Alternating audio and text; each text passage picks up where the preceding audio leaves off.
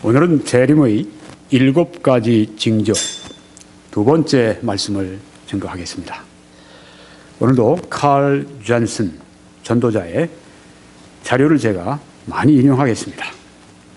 칼 존슨은 지금은 주님께 가신 분이지만은 세대주의 전도자입니다.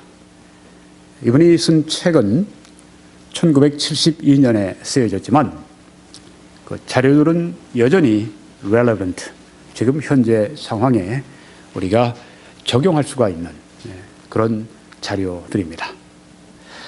이제 그 무디 출판사라고 하는 유명한 미국의 복음주의 출판사에서 나온 책인데요. 그 책의 서문을 레만 스트라우스라고 하는 유명한 목사님 또 그 저술가가 서문을 썼습니다. 그 책의 그 내용을 우리가 얼마나 잘 되어 있는지를 알 수가 있죠. 약 300개 정도가 인용이 되어 있는 것 같아요. 그 굉장히 많은 자료, 또 좋은 자료들을 많이 거기에 담았습니다. 그 당시에 있던 그 자료들, 지금 우리가 구하기는 어려운 그 당시에 있던 좋은 자료들이 거기에 있어서 이런 책들이 지금 현재의 책들과 함께 우리가 볼 때 굉장히 좋은 자료가 될 수가 있습니다. 그래서 이 자료를 소개할 수 있게 되어서 참 기쁘게 생각하는데요. 네, 이스라엘의 귀환이 가장 첫 번째 예수 그리스도의 재림의 징조의 가장 중요한 첫 번째 위치를 차지합니다.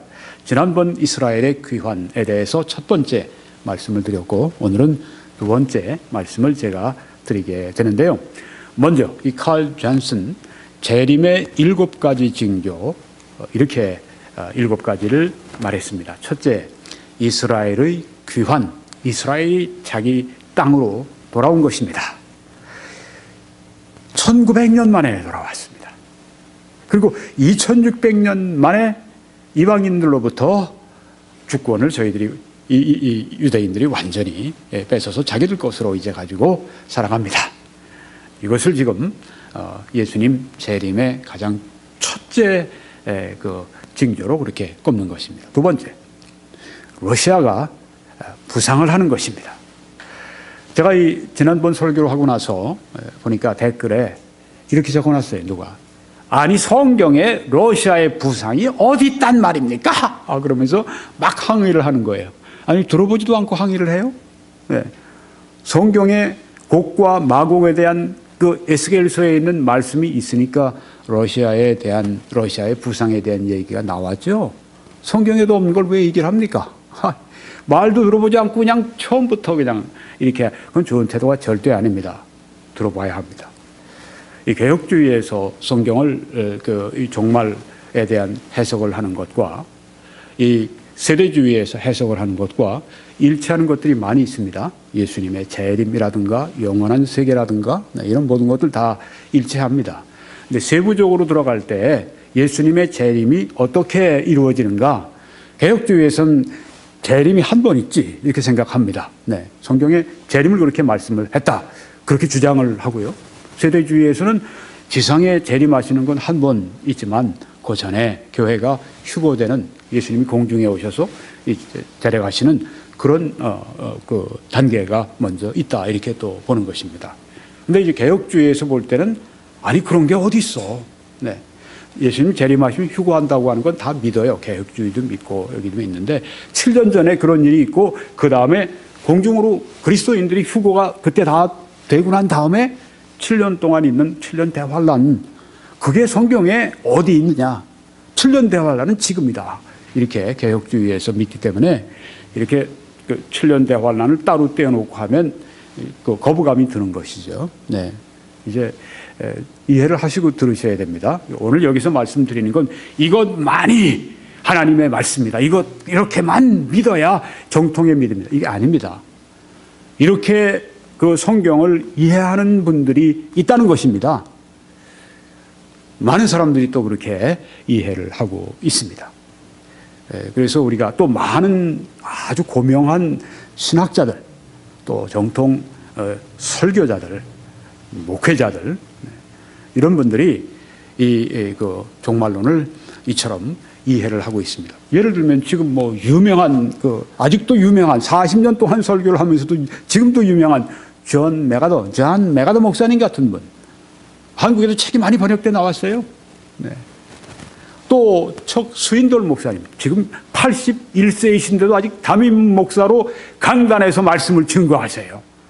놀랍습니다.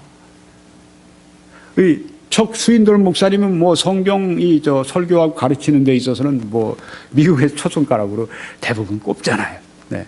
그런 분도 역시 지금 이런 시각으로 성경을 이해하고 증거하고 그렇습니다.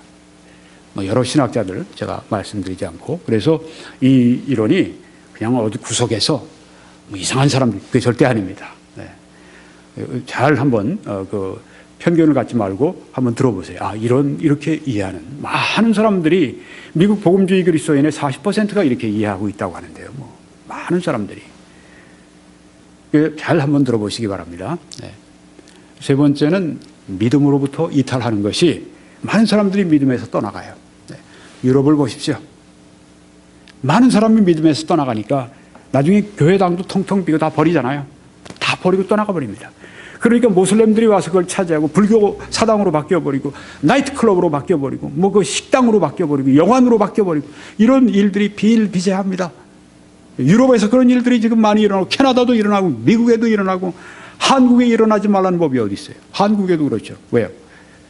WCC 에큐메니칼 운동이 바로 그것을 주도합니다. 에큐메니칼 운동 안에 있는 사람들 가운데 사람들이 다 나쁜 사람들이 아니에요. 믿음이 다 없는 사람들이 아닙니다. 그런데도 불구하고 이 에큐메니칼 운동에 적극적으로 나서는 것, 에큐메니칼 운동 자체가 그 방향이 바로 사람들을 믿음의 길에서 떠나게 하는 그런 역할을 하고 있다. 이런 의미에서 에큐메니칼 운동이 이제 예수님의 재림의 징조 7가지의 4번째에 속하고, 5번째, 열강 4대 진영이 구축이 된다. 이제 중국과 중국 주위의 한 블록이 형성이 되는 걸 말하고, 또 러시아가 함께하는 그 나라들의 블록이 형성되는 걸 말하고, 또 이 아랍 제국의 이 블록이 형성되는 걸 말하고, 또 유로피안 유니언, 유럽 이 제국들이, 유럽의 나라들이 또 하나가 되는, 그렇게 해서 블록이 형성이 되는 열강 4대 진영의 구축이 바로 예수 그리스도의 재림과 밀접한 관계가 있다. 이렇게 본다고 하는 것입니다. 6번째는 여행과 지식이 아주 폭발적으로 증가합니다. 사람들이 빨리 다니며 또한 지식이 증가하리라고 다니엘서의 말씀에 나중에 자세히 말씀을 드릴 것입니다. 이건 뭐 우리가 보편적으로 다 아는 일이고요. 7번째, 새 시대의 산통의 시작이 일어난다. 예를 들면 뭐 전쟁, 또 기근, 그리고 지진, 뭐 이런 것들. 네. 새 시대 어떤 이제는 시대가 바뀌는, 이제는 주님 오실 때가 가까운 이제 시대, 이런 인류 역사의 종말에 든, 그래서 새로운 시대가 시작이 되는 새 시대의 산통의 시작이 이미 일어났다. 이렇게 7가지로 예수님의 재림의 이 징조를 말하고 있다고 하는 것입니다. 지난번에 소개를 해드렸습니다. 여기 오른쪽에 있는 저희 드와이트 펜테코스트 박사님. 제가 이번 인용하면서 이번 생애를 좀 봤는데요. 놀랍습니다. 그래서 이 신학교에서만 65년 동안을 성경을 강의하셨는데 99세 때에 주님께 가셨어요.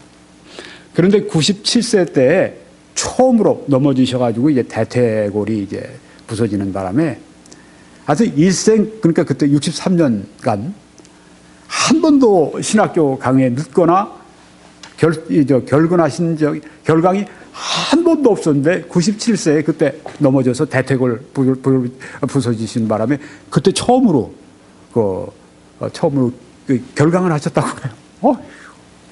그리고도 사람들이 다들 얼마 있지 않아서 그냥 아픈데도 불구하고 또 휠체어 타고 와가지고선 또 강의를 또 하시고, 언제 마치셨냐면 돌아가시 직전에 99세까지 강의를 하셨어요. 신학교에서. 놀랍습니다. 진짜 놀라워요. 아주 존경스럽고. 네. 이분은 강의하실 때는 성경만 가져온다고 그래요. 신학교에서도, 그 신학대학원에, 유명한 신학대학원에 오셔가지고 성경 딱, 지난번에 어디까지 했죠? 물어보고 난 다음에 어디라 그러면 그다음부터 한 90초 동안 그 말씀을 쭉 보신 다음에 Let's begin. 시작합시다. 그러고선 쫙 오늘 10개 이 관에서 배울 것이다 그러고 쫙 나온답니다. 진짜 성경 박사죠. 네. 이런 분이에요. 네. 아주 신실하신 주님의 일꾼입니다. 네. 이분이 이제 한 가지 이 말을 하더라고요. 네. 이 말 제가 시간 때문에 여기 다시 본문으로 들어가겠습니다. 네. 여기에 있는 인용을 하겠습니다. 교회의 휴거는, 펜테코스트 박사의 말입니다. 교회의 휴거는 임박함을 경고하는 아무 징조가 없지만, 휴거는 언제 발생할지 모르지만, 징조가 없으니까 언제 발생할지 모르지만, 그렇지만 예수님의 재림에 관해서는 징조가 있잖아요. 그렇죠? 그 전에 7년 전에 있는 휴거는 징조가 없다는 거예요. 성경에 나와 있지 않다는 겁니다. 그런데 교회가 떠난 후에, 휴거한 후에 절정에 이르게 될, 교회가 떠난 후는 이제 그 이후에 예수님 재림하시기까지 7년 대환란 동안에 사건들이 절정으로 올라갑니다. 아주 전쟁이 있으면 전쟁도 아주 그냥 절정으로 올라가고, 기근도 있으면 절정으로 올라가고, 지진도 있으면 절정으로 올라가고, 네. 이런 절정에 이르게 될 그 사건들의 전조가, 조짐이 이 세상의 무대에 나타나고 있다. 이러한 것들 때문에 우리는, 이런 전조들 때문에 이러한 특정한 예언적인 사건들에 앞서 발생하는 휴거, 네. 그런 사건들, 절정에 막 일어나는, 그냥 7년 대환란에 막 일어난 여러 가지 그런 절정에 될 그 사건들, 네. 그 앞서서 이제 휴거가 발생하지 않습니까?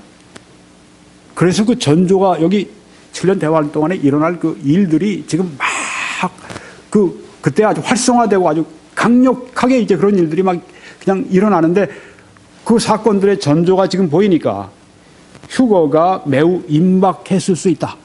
또 휴거가 임박했음이 분명하다. 이렇게 지금 이 펜테코스트 박사가 말을 합니다. 자, 이분은 성경학자예요. 평생을 그 성경을, 교회뿐 아니라 목사님이셨고, 또 이 신학대학원에서 65년 동안 99세까지 그 강의하셨던 분입니다. 이런 분이 이제 강력하게 예수님의 재림이 임박했다, 네, 이렇게 휴거가 임박했다, 이렇게 얘기할 때는 상당한 우리가 이 주의를 좀 기울일 필요가 있다, 네, 그런 생각을 제가 가지게 됩니다. 지난번에 말씀드린 거 아웃라인을 좀 말씀드려야 오늘 들으실 말씀을 더 잘 이해하실 수 있어서 제가 아웃라인을 간단히 말씀드리겠습니다. 지난 세기에 두 번의 무서운 세계 대전이 있었습니다. 제1차, 제2차 세계 대전이 바로 그것입니다. 20세기의 초반에 중반까지 있었던 이 무서운 미중유의, 이전에 없었던 그런 전 세계적인 그런 전쟁, 1차 세계 대전에서 유대인들은 어떤 일이 있었는가? 그들을 위해서 그들이 이제 돌아가게 될 팔레스타인 땅, 가나안 땅, 이걸 하나님이 이 1차 세계대전 사건들을 통해서 준비시켜 주셨습니다. 땅을 유대인들에게 주신 겁니다. 그런데 2차 세계대전에서는 또 어떤 일이 있었습니까? 자, 이제 거의 1900년 만에 땅을 찾아 주셨는데, 하나님께서 이제 이스라엘 백성들에게 1차 세계대전 동안에 주셨는데, 거기 살 사람들, 돌아가 살 사람들이 있어야 되잖아요. 이스라엘이 귀환해야 되는데, 성경에 보면 이스라엘 백성들이 자기 그 고국으로, 고토로 돌아간단 말이에요. 돌아갈 사람들을 2차 세계대전 중에 그 유대인들을 준비시키셨다고 하는 것입니다. 네, 지난번에 설교를 못 들으신 분들은 꼭 1편을 들으셔야 합니다. 여기 R&B 영국의 이 장성이 여기에 사진에 나와 있는데요. 네. 지금 이분이 이제 그때 오스만 터크를 대항해서 에집트에서 군대를 이끌고 영국군을 이끌고 이제 예루살렘에 입성을 했습니다.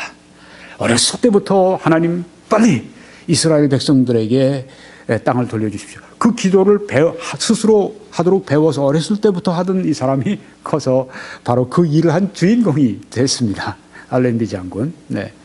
아주 그 여러 가지 간증이 에피소드가 많은데 지난번을 꼭 보시기 바랍니다. 두 번째는 이제 하임 바이츠만 이렇게 발음을 하네요. 네, 하임 바이츠만이라고 하는 유대인입니다. 이 사람은 본래 벨라루스, 지금의 벨라루스, 러시아에서 출생한 그런 유대인입니다. 근데 생화학자였었어요. 그래서 젊었을 때 이제 영국으로 건너가서 맨체스터 대학에서 이제 생화학을 전공하는데 우연히 자기가 실험하다가 아세톤이라고 하는 게 나타난 걸 발견을 했어요. 그걸 이제 논문으로 해서 이제 저널에 발표하고 그러는데 사람들이 주목을 안 했답니다. 그래서 전쟁이 터졌어요. 그리고 이제 이 영국 정부에서 이 바이츠만에게 당신 그 아세톤 이렇게 만들어내는 그 방법을 좀 연구해서 알려달라. 이미 자기가 알고 있잖아요. 저널에도 발표했는데 아무도 알아주지 않았는데 여기 있습니다. 며칠 만에 갖다 주니까 영국 정부에서 아이고 뭐 무기를 만드는데 너무 필요한 것이었으니까. 그래서 바이츠만이라고 하는 유대인이 영국에서 큰 기여를 하고 영국 정부에서 너무 감사하니까 당신 원하는 게 뭐요? 상을 주겠어. 그러니까 하는 얘기가 그리고 자귀를 주겠다고 그랬답니다. 그럼 자귀면 대단하잖아요. 네, 그거 필요 없습니다. 뭘 그럼 필요합니까? 우리 유대인 나의 백성들에게 땅을 돌려주십시오. 우리 땅, 그 팔레스타인 땅에서 우리가 돌아가서 거기에 살 수 있게 해주십시오. 나 참 정말 아주 이 애국자인 걸 볼 수가 있죠. 네, 시온주의자입니다. 시온으로 돌아가자. 우리 땅으로 돌아가자. 이 운동에 아주 그 중심에 섰던 인물 가운데 한 사람인데요. 그런데 영국 정부에서 한 말이 거기 저 정치적으로 복잡하게 얽히고 설킨 그 땅을 안 된다고 왜 거기를 가려고 그러냐고 우리도 주고 싶지 않다고 그러니까 당신은 가려면 우리가 해줄 테니까 아프리카의 가봉으로 가면 어떠냐. 가봉에 가서 거기서 당신들 유대인들이 거기서 정착하면 어떠냐. 그러니까 이렇게 얘기했답니다. 바이츠만이. 영국 정부. 무슨 말씀입니까? 만약에 당신들 보고 파리에 가서 거기서 살라고 하면 가겠습니까? 그 팔레스타인 땅에는 우리 조상의 뼈들이 묻혀 있습니다. 우리가 그곳에 갈 수 있도록 해주세요. 이분이 나중에 독립국가 선포하고 난 다음에 초대 대통령이 된 건 아무런 이상한 일이 없죠. 그래서 이분의 요청에 의해서 영국 외상 발포 선언을 한 겁니다. 그 요점이 이겁니다. 국왕 폐하의 정부는 영국은 팔레스타인 안에 유대인들을 위한 국가를 수립하기 원한다. 땅을 준 거예요. 그 영국에 있던 유대인들을 대표한 하여튼 유럽의 최고의 부자 로스차일드에게 이제 이 선언을 보내서 된 겁니다. 이렇게 해서 이제 땅이 이 1차 세계대전 중에 이처럼 유대인들의 손에 들어오게 되었습니다. 땅을 주고 난 다음에도 영국 정부가 아랍과 너무 아주 그냥 정치적으로 이게 복선이 깔려 있으니까 주고 난 다음에도 계속 가는 걸 이제 못 가게 했답니다. 그런데 뭐 이미 땅이 있는데 왜 안 가요? 가죠. 네. 그런데 가긴 가는데 이 사람들이 가긴 가는데 이거 조금 주의를 제가 집중하기 위해서 다시 이 사진으로 돌아왔습니다. 가긴 가는데 영 그 속도가 느려요. 네. 이스라엘 땅으로 돌아가야 되는데. 그런데 결정적인 계기가 나타납니다. 땅으로 그냥 막 돌아가지도 말라고 막 잠대도 불구하고 막 돌아가는 일이 벌어졌어요. 나중엔 막 그냥 배들을 동원해서 막 타고 가는데요. 요새 이거 시리아 난민들 그 이상입니다. 그냥 막 자기 나라로 돌아가는데 영국이 막 막고 이제 팔레스타인 땅 여기 와서 배를 대려고 그러는데 영국이 못되게 막 다시 돌이키고 이런 사태가 막 벌어졌습니다. 아니 땅을 준 때는 언제고 또 거기 돌아가지 못하게 합니까? 복잡하니까 이런 상황이 전개가 된 겁니다. 하여튼 1600명인가 지중해 바다에 빠져 죽었다니까요. 그러다가 얼마나 많은 사람이 죽었어요. 그만큼 막 돌아가려고 하는 열기가 왜 생겼는가? 이것 때문입니다. 제2차 세계대전에서 여러분이 지금 보시는 이 중앙에 있는 열차, 저게 바로 유대인들을 독가스실 아이슈비츠 수용소로 보내던 그 악명 높은 도살장 기차입니다. 오른쪽에 아주 점잖게 아주 핸섬하게 보이게 찍힌 사람이 이 세상에서 제일 아주 흉악했던 사람 가운데 한 사람이에요. 누굽니까? 아돌프 히틀러입니다. 이 사람이 무려 600명도 아니고 6,000명도 아니고 60만 명도 아니고 600만 명의 유대인을 학살하고, 이 사람이 하나님이 더 그냥 놔두셨으면 아마 유대인들 씨를 다 말렸을 겁니다. 근데 하나님이 이제 거기에서 딱 선을 그으셨는데요. 이렇게 되니까 어떻습니까? 살려고 발버둥 치는 겁니다. 살려고 나가는 거예요. 나가서 어디 있겠어요? 다른 나라 가봤자 처음에 잘 대해주는 것 같지만 얼마 있으면 박해하고 죽어도 우리 땅에서 죽자 그러고 이제 사람들이 탈출해서 이제는 자기의 고향 땅 이스라엘로 돌아갑니다. 1차 세계대전에서는 유대인들의 땅을 주셨고 2차 세계대전 지나고 난 다음에는 유대인들이 이제 대거 자기의 땅으로 돌아가도록 그렇게 하나님의 섭리가 그렇게 이루어진 것입니다. 자, 여기에 유대인들 죽인 건 이건 히틀러가 죽인 거예요. 하나님께는 책임이 없습니다. 하나님이 모든 역사를 주관하신다고 해서, 하나님이 악도 허용하신다고 해서 하나님이 악에 책임이 있는가? 성경은 절대 아니요 라고 말씀을 합니다. 왜? 악은 그 사람들이 저지르는 거니까. 누가 히틀러 보고 하나님이 너 가서 악을 저질러라, 너 가서 죽여라. 전혀 하나님은 그렇게 하지 않으셨습니다. 히틀러가 한 것입니다. 그런데 역사의 배경에서 이 모든 것을 감독하시는 하나님께서 우리가 알지 못하는 어떤 하나님의 지혜와 하나님의 공의와 하나님의 사랑 가운데서, 하나님의 그 섭리 가운데서 이런 일들이 벌어지게 하나님이 우리가 어떻게 알겠어요? 하나님이 하신 일을. 그런데 그 결과 중에 하나가 무엇인가? 유대인들이 자기 땅으로 돌아가는 겁니다. 아주 그냥 말려도 돌아가요. 죽음을 무릅쓰고 물에 빠져 죽으면서 돌아갑니다. 그렇게 해서 1920년에 고작 5만 8천 명이 팔레스타인 땅에 있었는데, 땅을 주고 난 다음에도 5만 8천 명밖에 안 됐어요. 1935년이 되니까 37만 5천 명, 2차 세계대전 마치고 나니까 1946년에 67만 5천 명, 그리고 불과 몇 년이에요. 48년이 독립했습니다 하고 선언했는데, 그리고 4년 후에 무려 150만 명이 거기에 확 막 들어오는 겁니다. 이스라엘로. 그러고 나서 1967년에 263만 5천 명이 이 유대 땅에 팔레스타인 땅에, 가나안 땅에 정착을 한 거예요. 기가 막힌 일이죠. 현재는 633만 5천 명이 삽니다. 2025년 이전에 2025년이면 얼마나 됩니까? 9년이죠. 9년도 안 남았어요. 그 이전에 750만 명으로 또 유대인들이 불어난답니다. 그러니까 매년 10만 명씩 이제 세계 각처에서 이 본토로 지금 돌아가는 행렬이 계속 있는 겁니다. 이 언제까지 지속이 될까요? 계속되리라고 생각하는데요. 네. 자, 지금 유대인들이 모였는데, 유대인들이 1948년에 독립을 선언하고 주권 국가가 됐습니다. 1948년 5월 14일. 그 다음에 지금에 이르기까지 유대 국가가 3번의 큰 전쟁을 치렀습니다. 첫 번째는 1948년에 독립 선포하자마자 전쟁이 일어났습니다. 1956년에 또 전쟁을 했습니다.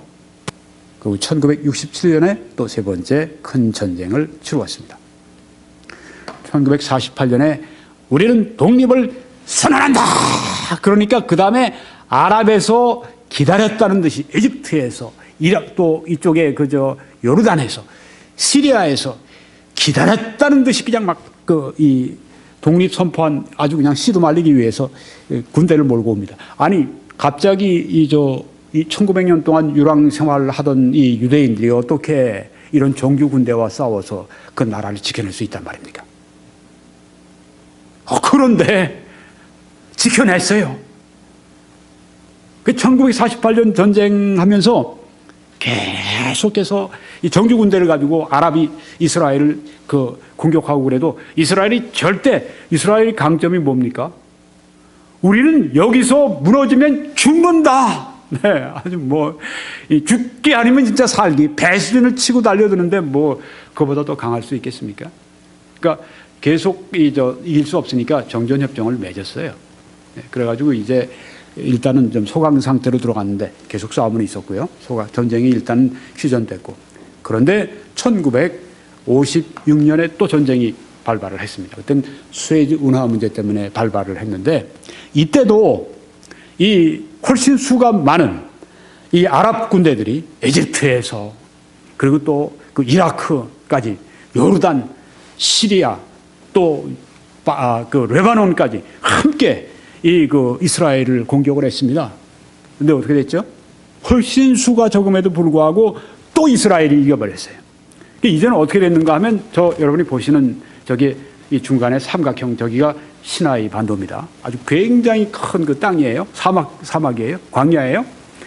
원래 에집트가 소유하고 있었는데 1956년에 여기를 침공하러 들어간 겁니다. 오른쪽에 보시면 부서진 탱크는 저 잔해는 에집트의 그 탱크 잔해들입니다. 이때도 또 이겼어요. 네. 그런데 진짜 위기가 온 때가 이때입니다. 1967년에 전쟁이 또 일어났는데 이때 그 당시에는 가장 이스라엘을 박해했던 나라가 에집트입니다.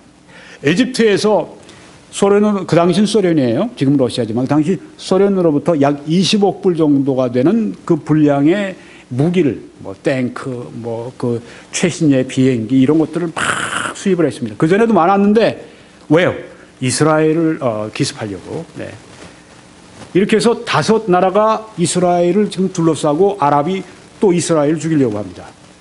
이스라엘에서 그때 제가 이 다큐멘터리 필름을 보니까요. 이스라엘 사람들이 완전히 공황 상태에 빠졌더라고요. 이젠 정말 죽었다. 이스라엘 사람들이 그렇게 아주 패전의식이 많았습니다. 왜냐하면 너무나 많은 숫자에 둘러싸여서 지금 이제 전쟁을 해야 되니까 그래서 진짜 이제는 우리가 끝장났다. 그래가지고 공포 분위기가 확산이 됐었는데 여러분 한번 보십시오. 여기 보세요. 왼쪽에 이스라엘이 정규군이 병력이 5만 밖에 안 됐습니다. 이집트는 24만 명이 정규군이에요. 시리아, 요르단, 이라크 이 세 나라의 정규군 합해보니까 30만 7천 명입니다. 이 5만 병력하고 정규군 54만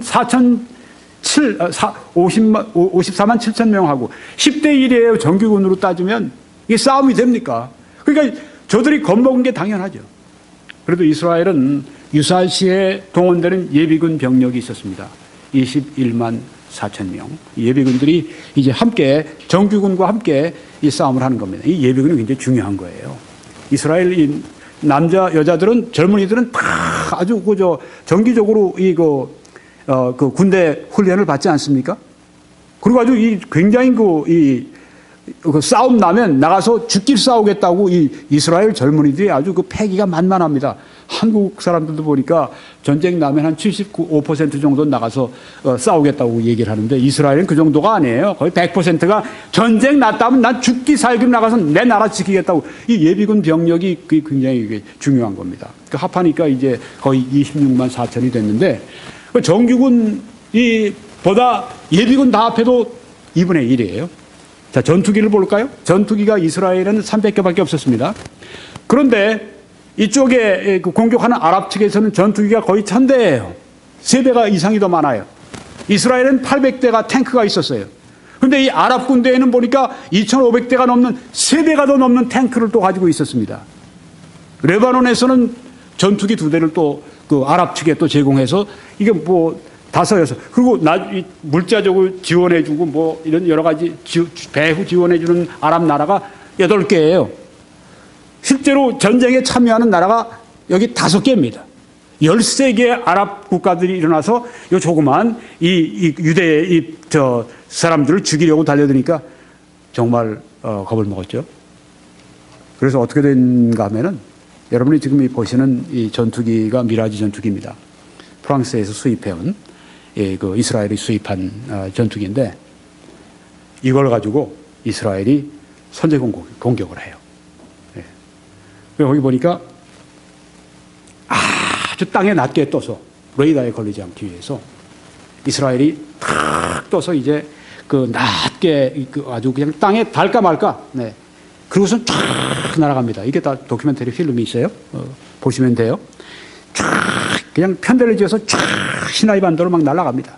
그래서 어디를 가는가 하면 에집트에 가서 에집트 시리아 시나이 반도나 또 에집트 인근이나 이런 데에 있는 그 거의 1000대가 있잖아요. 비행기가. 여기는 300대밖에 없고. 그러니까 선제 공습을 나간 겁니다. 다 때려오시는 거예요. 그냥 그 삽시간에. 근데 놀라운 거는 요르단에서 이스라엘 비행기들이 떴다 하는 걸 레이더에서 그 탐지를 했습니다. 그리고 이것을 그 이집트에다가 이것을 그 정보를 주었어요. 그런데도 불구하고 이집트에서 이 정보를 활용을 못한 겁니다. 잘못 분리를 해가지고선 그냥 이것을 활용 못한 거예요. 세상에. 그래서 그냥 비행기들이 거의 다 그냥 아주 박살이 난 겁니다. 이러고 나서 전쟁이 이제 일어났습니다. 어떻게 됐을까요? 이스라엘이 지금 그 완전히 제공권을 장악했으니까 완전히 열세라도 얼마나 도움이 됐겠습니까? 아주 철저하게 그 아랍 군대가 깨졌습니다.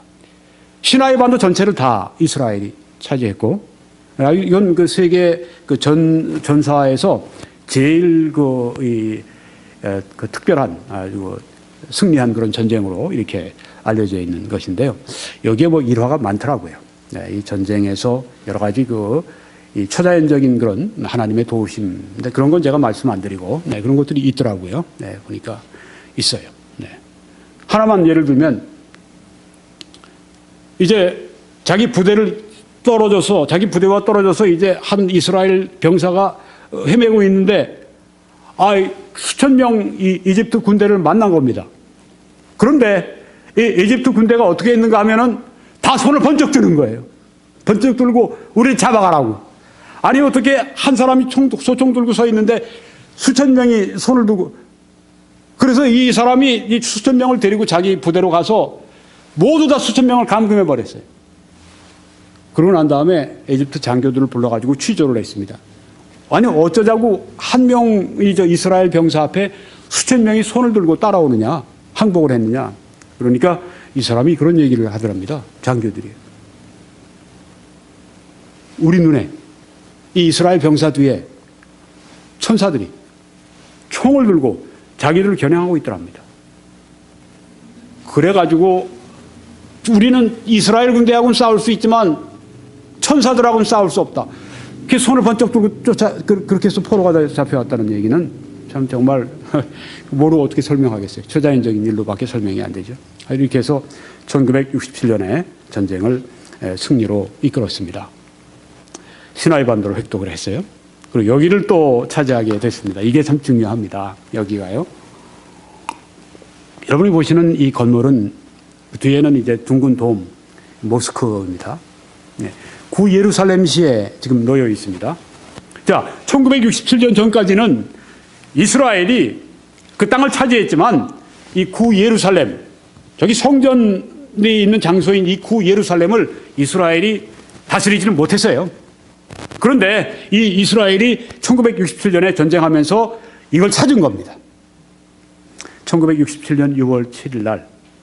그러니까 저들이 로마 군대에 의해서 AD 70년에 이 장소를 뺏기고 난 다음에, 성전 장소를 뺏기고 난 다음에 꼭 1900년, 네, 3년 차이로, 네, 1900년이 지난 다음에 이곳을 들어왔으니, 여기 들어올 때 이스라엘 군인들이, 젊은 군인들이 얼마나 기뻐했는지 이 사진 한번 보십시오.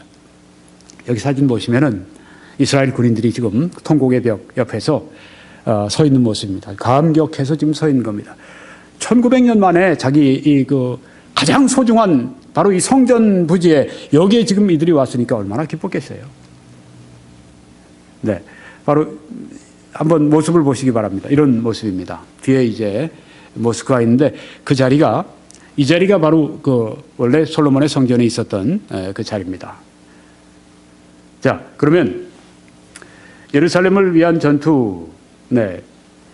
미국의 세터데이 이브닝 포스트에 이런 기사가 떴습니다. 그때요. 그들은 예루살렘을 회복하는 것에 관한 2000년 전의 예언을 성취했다. 네, 이렇게 군인들에 대해서 말을 했습니다. 그러니까 옆에 있던 유대인이 이걸 글 쓴 사람한테 물어보더랍니다. 아니, 무슨 예언?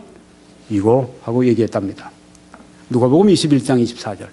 그들이 칼날에 죽임을 당하며 모든 이방에 사로잡혀가겠고 예루살렘은 이방인의 때가 차기까지 이방인들에게 밟히리라. 이방인의 때가 차기까지. 언제요? 1948년 때까지. 네. 그리고 이제 결국은 이 성전까지 그 부지까지 다 이들이 얻게 된 것입니다.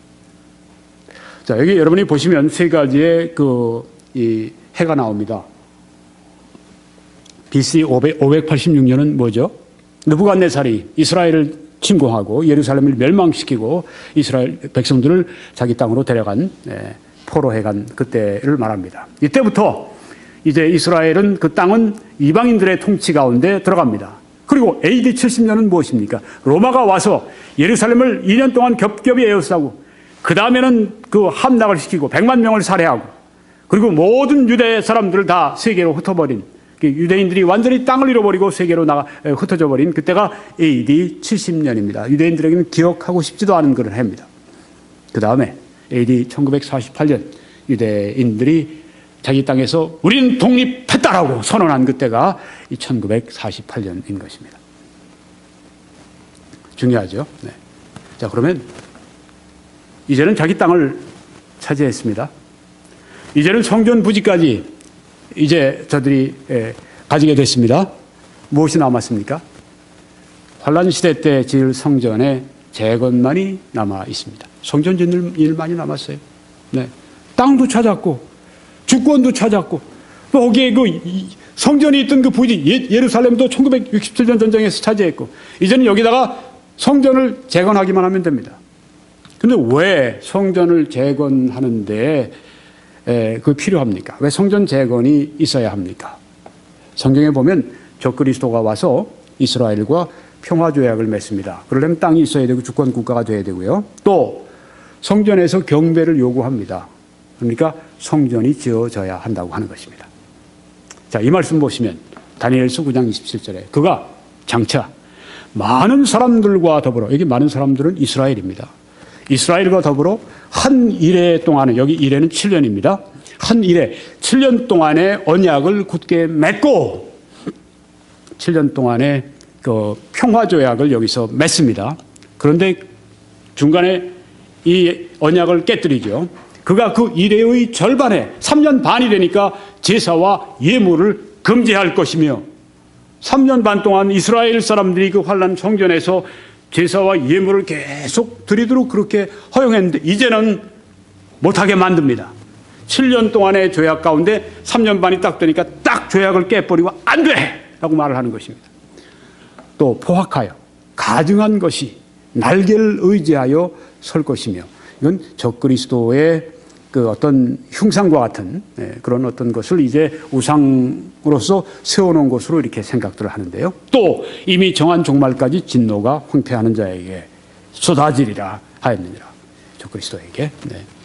자, 이처럼 성전이 필요한 이유가 적그리스도가 이제 거기에서 자기의 이 그 우상을 세우도록 하기 위해서 성전이 필요하다고 하는 것이죠. 사도 바울도 하나님의 감동을 받아서 이렇게 말씀을 기록했습니다. 데살로니가 후서 2장에 그는 적그리스도는 대적하는 자라 신이라고 불리는 모든 것과 숭배함을 받는 것에 대항하여 그 위에 자기를 높이고 하나님의 성전에 앉아 자기를 하나님이라고 내세우느니라. 이처럼 적그리스도가 신격화시키는 자기가 신이라고 말하는 오는데 어디에서 앉아서요? 하나님의 성전에 앉아서. 그러니까 하나님의 성전이 필요한 것이죠. 그러니까 성전 재건이 먼저 있어야 된다고 하는 것입니다. 자, 그러면 환란 성전을 지을 때 위치는 어디가 돼야 되겠습니까?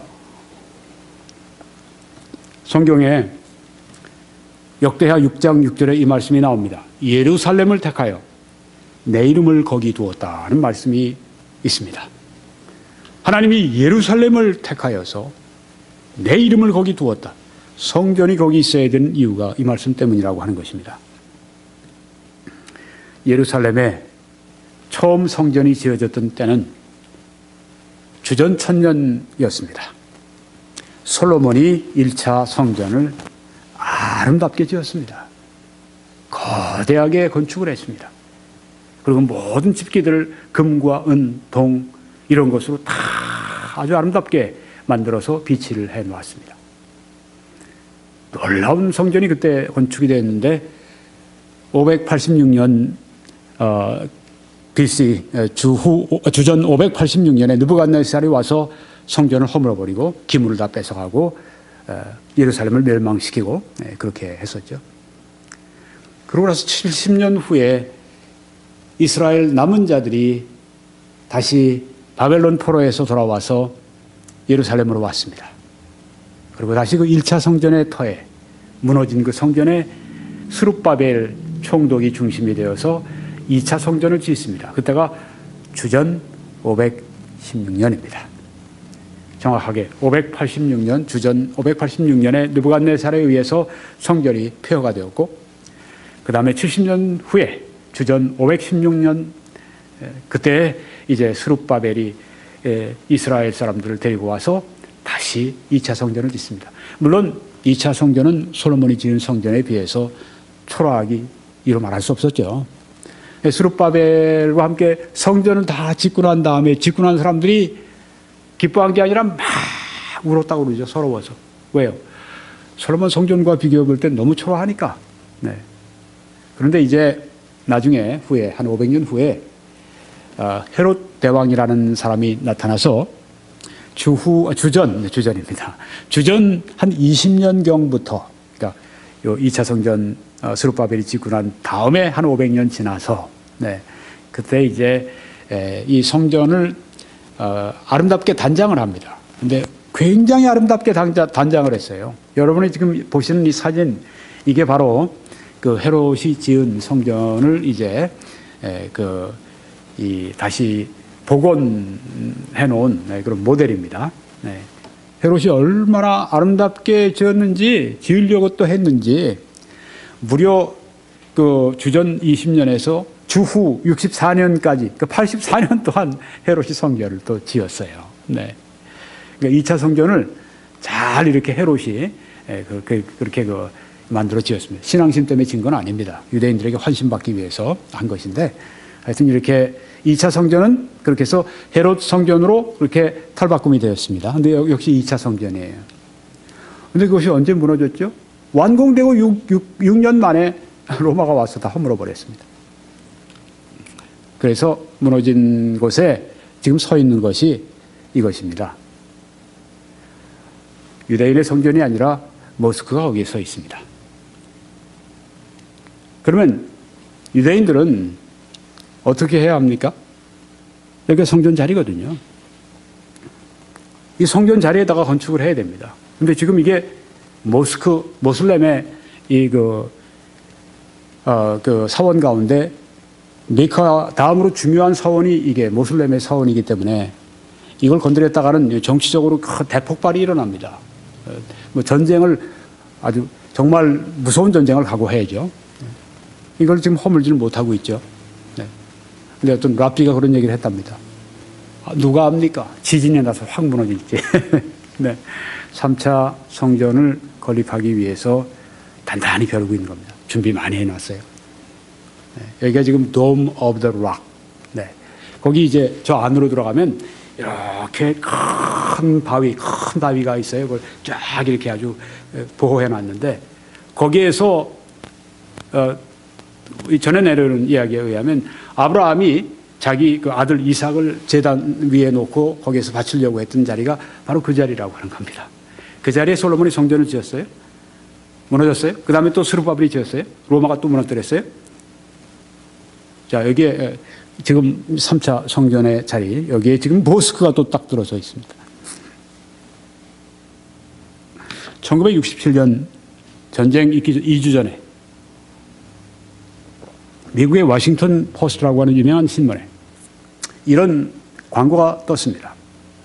읽겠습니다. 이스라엘의 하나님의 성전을 재건축하는 일이 지금 시작되고 있다. 허먼 워크가 쓴 이것이 나의 하나님이다. This is my God 이라고 하는 책이 이 일을 하도록, 성전을 재건하도록 우리를 감동시켰다. 하나님은 각계각층의 유대인들의 마음에 이 일에 참여하기 원하는 소원을 주실 것이다. 행정이나 모든 분야의 일꾼들이 필요하다. 모든 수고는 무명으로 할 것이다. 하나님은 참여하기를 원하는 사람들을 아실 것이다. 워싱턴 포스트 박스 M917로 편지하시오. 또 아무 조건 없이 기부하라. 이렇게 아주 누군가가 외쳤습니다. 그러고 나서 전쟁이 2주 후에 1967년에 전쟁이 터진 거예요. 그리고 6일 만에 이스라엘이 대승 중에 대승을 거두었습니다. 그래서 이 성전 이 부지인 이 예루살렘의 이 구 예루살렘을 이제 이스라엘이 차지한 거예요. 1900년 만에 여기를 차지했으니 얼마나 기뻤겠어요. 네. 이스라엘 군인들이 들어오면서 감격해서 눈물 흘리고 찾았다. 1900년 만에 자기 성전 거기를 찾았으니 뭐. 네. 전쟁이 마치고 그 다음 날 워싱턴 포스트에 6월 10일 날 이런 광고가 또 떴습니다. 같은 사람이 광고를 했는데 하나님의 뜻은 성취되리 이런 제목입니다. 온 세상의 유대교인들에게 기적적인 상황 하에 이스라엘의 영웅적인 남자들과 여자들과 후손들에 의해 거둔 승리는 하나님의 선물이다. 이 승리는 지금이 하나님의 성전을 재건하는 때라는 것을 보여주는 하나님의 신호이다. 하나님의 뜻은 성취되리. 이렇게 광고를 한 겁니다. 그러니까 이 성전 재건 운동이 지금 유대인들, 정통 유대인들 사이에 얼마나 왕성하게 일어나고 있는지 여러분이 아시겠죠? 왜? 벌써 1967년입니다. 그때 재능 있는 사람은 다 기부하셔. 돈이 있는 사람은 아무 조건 걸지 말고 무조건 다 기부하셔. 우리 성전 재건축하는 일에 쓰겠습니다.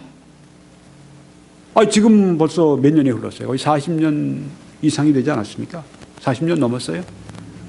그동안에 여러 사람들이 헌신해서 지금 제사장이 입을 복장, 그리고 또 이 성전 안에 들어가는 집기, 지금 다 아주 금은 이런 걸로 다 해놨답니다. 3차 성전 설계도까지 지금 다 돼서 동영상으로 지금 인터넷에 지금 또 있고요. 3차 성전의 재건이 지금 활발하게 운동이 지금 진행이 되고 있어요. 이런 사건들을 보면서 아까 우리가 봤던 말씀들을 이 세대주의자들이 주의를 기울이지 않을 수가 있나요? 네. 그 성전에서 3년 반이 딱 되면 이제 예물 제사를 그치게 하고 이제는 그 적그리스도가 거기서 내가 하나님이다. 나를 경배하라고 하는 그것이 그 3차 성전에서 이루어질 일인데 성전의 건축을 지금 막 하려고 하는 운동이 지금 벌써 거의 40-50년이 지금 막 일어나고 있는데 그러니까 주목하게 되는 거죠. 네. 지금 여러분이 보시는 이 사진에 있는 이 배는요. 엑소더스 1947이라고 하는 그런 명칭을 갖고 있습니다. 엑소더스는 출애굽을 가리킵니다. 네, 출애굽에서 이스라엘 백성들이 포로 잡혔다가 놓여서 자기 원래 가나안 복지로 돌아올 때 모세의 인도하에 기억나시죠? 네, 출애굽 1947. 이 배 그 당시에 가장 많은 사람들이 타가지고 1947년 7월 11일에 가나안 땅 텔아비브 거기에 이제 이 배가 왔는데 어떻게 됐을까요? 영국 정부에서 돌려보냈네요. 여러분, 이 가나안 땅으로 세 단계의 귀환이 있다고 이 칼 존슨은 말합니다. 첫째, 적그리스도와 평화 조약을 맺을 주권 국가를 수립한다. 적그리스도가 아까 많은 사람들 이스라엘과 언약을 맺어 했습니다. 한 이레의 언약을 맺는다. 7년간의 언약을 맺는다. 7년 대환란 동안에 언약을 맺는다. 그 이스라엘은 주위에 너무 압박을 받고 주위에 막 공격을 받으니까 이 적그리스도가 평화안을 낼 때 덥석 물었던 겁니다. 적그리스도는 7년 동안 평화 조약을 했지만 3년이면 깹니다. 아까 우리가 봤습니다. 3년이 한일의 절반에 하는 말씀이 있습니다. 자, 그러면 적그리스도와 조약을 맺으려면 나라가 있어야 되지 않습니까? 주권 국가가 수립이 돼야 됩니다. 됐습니까? 안 됐습니까? 됐죠. 1948년에 됐죠. 거의 70년 전에 이미 주권 국가가 수립됐어요. 이건 이미 된 거예요. 두 번째, 조약을 체결한 후에 이민 붐이 일어날 것이라고 하는 거죠. 이 세대주의자들은 이스라엘이 적그리스도와 조약을 체결하기 전에 어떤 일이 있느냐, 휴거가 먼저 있다고 합니다. 그렇게 믿어요. 휴거가 먼저 있고, 그러니까 교회가 이제 없어지는 거예요. 그리고 이제 적그리스도가 이스라엘과 7년 조약을 맺습니다. 근데 조약을 맺고 나니까 어때요?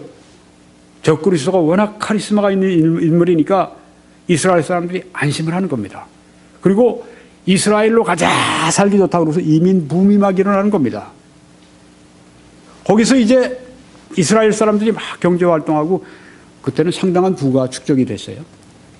그래서 러시아가 침공을 한다고 하는 것입니다. 여러분이 지금 뒤에 보시는 뭐가 쓰십니까? 허연 것들이 막 그냥 바위 위에 막 잔뜩 붙어 있는데 저게 도무지 뭡니까? 눈도 아니고 뭐라고 생각하십니까? 밀가루도 아니고 저게 소금입니다. 저게 사해예요. 사해. 어떤 그 저자의 글을 보면 사해 밑바닥에 어마어마한 이 부가 있답니다. 그걸 러시아가 노린답니다. 네. 그 책에 의하면. 네. 그러니까 상당한 부가 이스라엘에 있어서 그것이 이제 러시아가 이스라엘을 침공하게 되는 원인이 된다. 이렇게 말을 하는 저자가 있습니다. 세 번째, 7년 대환란이 다 끝나요? 어떻게 됩니까? 천년 왕국이 시작이 됩니다. 천년 왕국은 이스라엘에게 있어서는 태평성대입니다. 그때는 이스라엘에 있어서 황금기 중에 황금기입니다. 성경에서 구약에 말씀한 이스라엘의 화평한 모습, 이스라엘의 번영하는 모습, 만국이 예루살렘으로 와서 찾아오는 그 모습이 이제 천년 왕국과 더불어 이 땅에서 천년 동안 이스라엘 땅에서 이루어질 것으로 문자적으로 보는 세대주의자들이 이렇게 봅니다. 그때 이스라엘의 귀환이 완성된다고 보는 것입니다. 그래서 반역자들이 심판되고 아브라함에게 약속하신 그 땅, 그것이 온전히 이스라엘에게 그 땅이 주어진다. 이렇게 보면서 이것이 가나안 땅으로 이스라엘이 돌아오는 3단계 귀환이다. 이렇게 보는 것입니다. 여러분이 성경 말씀 보시면 스가랴서 13장에 여호와가 말하노라 이 온 땅에서 3분의 1은 멸망하고 3분의 1은 거기 남으리니 내가 그 3분의 1을 불 가운데 던져 은같이 연단하며 금같이 시험할 것이라. 그들이 내 이름을 부르리니 내가 들을 것이며 나는 말하기를 이는 내 백성이라 할 것이요 그들은 말하기를 여호와는 내 하나님이시라 하리라. 이렇게 하나님이 3분의 1의 유대인들을 모으신다는 말씀입니다. 그러니까 7년 대환란 동안 유대인들에게 대학살이 있을 것을 우리가 이 성경을 통해서 예언의 말씀을 통해서 알 수가 있습니다. 그래서요, 제가 몇 가지 인용하고 마치려고 합니다.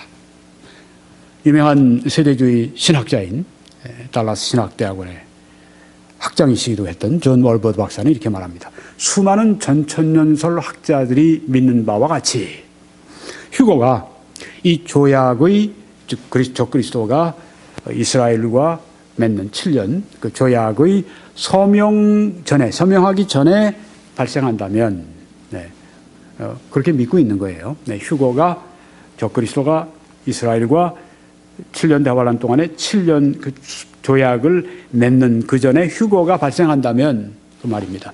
조약을 위한 하나의 준비로서 그 땅에 이스라엘이 수립되는 것은 그렇죠. 그 조약을 적그리스도와 맺으려면 이스라엘이 당당한 주권 독립 국가가 돼야만 그 적그리스도와 정치적인 그 외교적인 그런 그 조약을 맺을 수 있으니까요. 그런데 그것은 지금 1948년에 이루어졌습니다.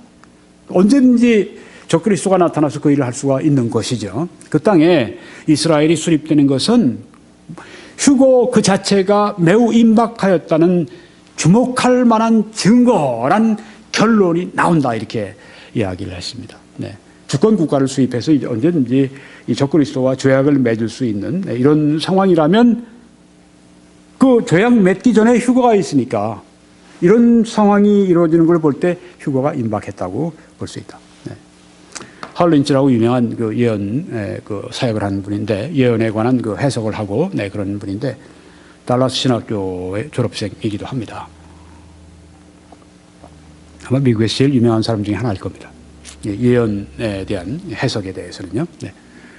예수 그리스도의 임박한 재림에 관한 가장 중요한 세 가지 예언적 표시, 세 가지를 이 사람은 이렇게 얘기합니다. 예수님의 재림이 임박했는데 가장 중요한 세 가지 그 예언의 표시가 뭔가. 첫째, 팔레스타인 땅에 다시 태어난 유대인들의 나라. 이건 1948년에 이루어졌죠. 네. 두 번째, 2600년 만에 처음으로 옛 예루살렘이 유대인들의 완전한 통치 아래 놓이게 된 것. 이건 1967년 전쟁에서 이루어진 일이죠. 네, 이미 이루어졌습니다. 세 번째, 위대한 성전의 재건축에 관한 말. 네, 아까 광고도 워싱턴 포스트에 난 광고도 보여드렸고, 그 이후에 지금 50년, 네, 지금 계속 유대인들이 이제 성전 건축하고 있는 이런 것들이 예수님이 재림하시기 전, 또 휴거, 이런 일들이 임박했다고 하는 증거다, 이렇게 본다고 하는 것입니다. 하나만 더 인용하고 마치겠습니다. 그 시대의 종말은, 여기 월브드 박사, 그 시대의 종말을 가리키는 수많은 표시 중에 그 시대의 종말의 징표로서 이스라엘의 부흥보다 더 드라마틱하고 더 극적이고 더 큰 성경적 근거를 가진 것은 거의 없다. 그러니까 연구하는 학자들이 공통점이 이거네요. 그렇죠? 네. 이스라엘이 다시 귀환해서 이스라엘이 주권 국가를 수립하고 이렇게 하는 이것이 바로 예수님이 재림하시기 전에 가장 중요한 표식이다. 성경 말씀을 이제 우리가 읽고 마치겠습니다. 에스겔서 39장에 25절부터. 그러므로 주 여호와께서 이같이 말씀하셨느니라. 내가 이제 내 거룩한 이름을 위하여 열심을 내어 야곱의 사로잡힌 자를 돌아오게 하며 이스라엘 온 족속에게 사랑을 베풀지라. 그들이 그 땅에 평안히 거주하고, 천년 왕국시대의 평화입니다. 두렵게 할 자가 없게 될 때, 지금은 아랍 사람들이 얼마나 많이 두렵게 합니까? 부끄러움을 품고 내게 범한 죄를 뉘우치리니 내가 그들을 만민 중에서 돌아오게 하고 적국 중에서 모아내어 많은 민족이 보는 데에서 그들로 말미암아 나의 거룩함을 나타낼 때라.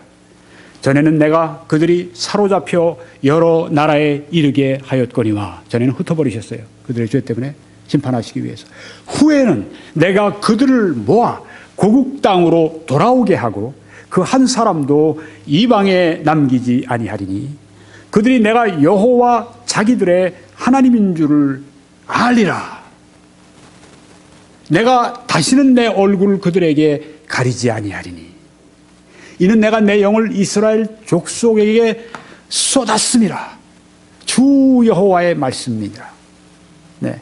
다시는 하나님이 이스라엘 백성에게 얼굴을 거두시는, 그렇게 하지 않으시고 하나님의 영을 이스라엘 족속에게 막 퍼부어 주시는 이때가 언제냐? 이 천년 왕국의 시대다. 이렇게 세대주의자들이 보고 있습니다. 이 예언은 바로 천년 왕국에 이루어질 예언을 말씀하고 있다. 이렇게 보는 것입니다.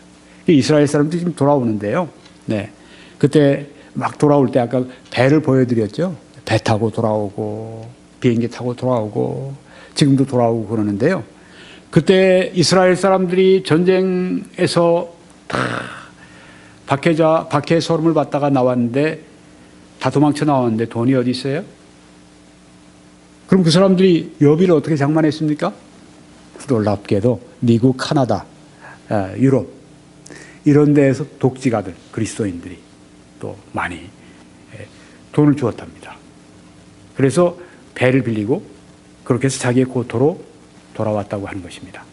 옛날에 이스라엘 백성이 나올 때 그 애굽 사람들에게서 금은 보석 이런 걸 다 받았잖아요. 그래서 가지고 나온 것처럼, 여비로 삼은 것처럼 여기에 이스라엘 백성이 그랬다고 하는 것입니다. 요사이 그 백터 예루살렘 운동이 지금 한국에도 있는데, 그래서 그분들이 이제 하는 일 가운데 하나가 저기 러시아나 뭐 저기 어디 뭐 이런 데 살고 있는 유대인들을 다시 귀환시킨다.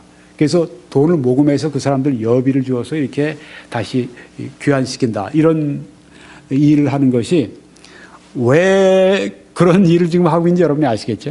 네. 이제 물론 백투 예루살렘의 그 운동에 문제점이 있다고 제가 듣고 있습니다. 언제 거기에 대해서 제가 말씀을 드리려고 하는데요. 네, 하여튼 거기서 그런 일을 하는 그 이유가 어디 있는지, 네, 세대주의에 근거해서 지금 그렇게 활동을 하고 있는 것인데, 네, 여러분이 이제 오늘 좀 이해가 되셨을 겁니다. 결론을 짓고 마치겠습니다. 재림의 7가지 징조, 오늘 이스라엘의 귀환 두 번째 말씀을 마쳤습니다. 왜 이스라엘이 귀환해야 되는가? 적그리스도와 평화조약을 맺는 성경 말씀에 있는 것이 이루어지기 위해서, 또 이스라엘이 돌아와서 왜 성전을 지어야만 하는가? 적그리스도가 그 성전에 앉아서 이제 경배를 요구하는 성경의 말씀이 또 이루어지기 위해서도 성전 건축이 있게 된다고 하는 것입니다.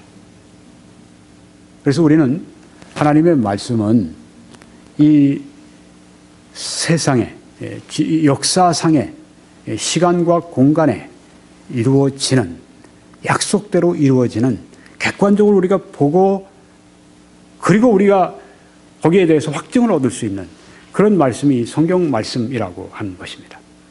영적인 서적만이 아니라 이 예언의 말씀들을 보면 이것은 그 역사에 관한 말씀이고 또 장래에 이루어질 역사를 미리 예언해 둔 그런 말씀입니다. 그러니까 그 시사 탱크인가 한국에서 유명한 시사 해설 프로그램이 있는데 거기에 그 아주 한국의 유명한 역술인이 한 명 나왔더라고요. 그래가지고 김정은이가 40전에 죽는다고, 네, 그런 이제 저걸 하면서 특별히 지금 2016년이 김정은이 암살당할 수도 있다고, 네, 그 얘기하면서 아주 어려움을 당할 거라고. 네, 근데 그 피할 수 있는 길이 있는데 그거는 박근혜 대통령을 그 어머니로 삼고 그렇게 해야 피한다. 이런 얘기를 하고 있더라고요. 참 그걸 보면서 저 사람 정치하고 있네. 그런 그 생각을 제가 했습니다. 네, 저 사람 정치하면 잘했겠네. 네. 여러분, 점쟁이들 사람이 많이 찾는데, 역술인도 많이 찾는데, 소위 역술인들을 많이 찾는데, 왜 성경을 안 찾습니까? 이렇게 놀랍게 이루어지는 성경 말씀을 왜 안 찾습니까? 그리고 이런 말씀을 이루시는 하나님께 왜 나아가서 자기 자신의 모든 필요를 구하고 하나님의 인도를 왜 구하지 않으십니까? 한 사람의 인생에 대해서 역술인들이나 점쟁이 하듯이 넌 어떻게 되고 다음에 어떻게, 이런 말씀 성경에 전혀 없어요. 그렇지만 우리가 이 말씀을 통해서 어떻게 하나님을 섬길 것인가에 대해서 모든 구체적인 말씀과 또한 원리적인 말씀이 이 안에 다 들어 있습니다. 이 말씀을 알고 있으면 우리가 하나님의 뜻을 너무너무 명료하게 알고 살아가는 것입니다. 그리고 또 우리가 개인적으로 성경에 나와 있지 않은 그런 일들이 우리 생애 속에서 일어나잖아요. 그건 어떻게? 성령께서 인도하십니다. 그래서 성경의 인도를 받고 성령의 인도를 받고 이렇게 될 때 우리 그리스도인들의 삶이 바른 길을 따라서 우리가 천성 가는 순례의 길을 걸어갈 수 있다고 하는 것입니다. 오늘 이제 재림의 7가지 징조 두 번째 말씀을 마치겠습니다. 시청하신 분들은 다른 설교의 말씀들을 들으실 수 있도록 www.21church.com으로 들어오셔서 다른 설교들을 시청하실 때 하나님의 크신 은혜가 여러분과 함께 하시기를 축원합니다.